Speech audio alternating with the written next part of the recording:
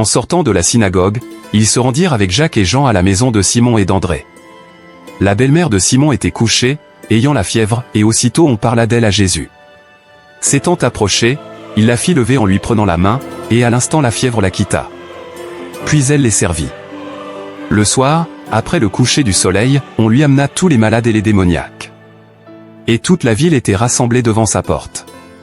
Il guérit beaucoup de gens qui avaient diverses maladies, il chassa aussi beaucoup de démons, et il ne permettait pas aux démons de parler, parce qu'ils le connaissaient.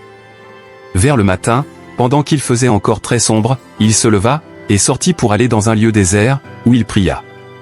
Simon et ceux qui étaient avec lui se mirent à sa recherche.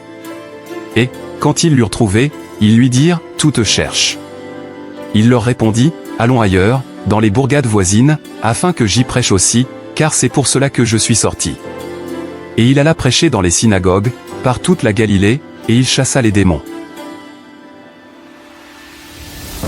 Quel que soit le lieu où le Seigneur se présente, il vient pour accomplir le bien. Il nous guérit, afin qu'en retour, nous puissions le servir, et nous consacrer à tous ceux qui lui appartiennent. Bon nombre de personnes sont absentes des réunions d'église, pour différentes raisons, comme la maladie ou autres obstacles, elles peuvent néanmoins s'attendre à la présence pleine de grâce du Sauveur, qui apaisera leur peine et leur tristesse. Il faut remarquer le grand nombre de malades guéris par Jésus. Le fait de voir certains progresser vraiment avec Christ devrait nous pousser à le rechercher. Christ se retirait tôt le matin, pour prier dans un lieu désert, bien qu'il soit impossible qu'il succombe à la distraction ou à la tentation d'une vaine gloire, il s'isolait. Ceux qui consacrent beaucoup de temps pour les autres, doivent cependant quelquefois rester seuls avec Dieu.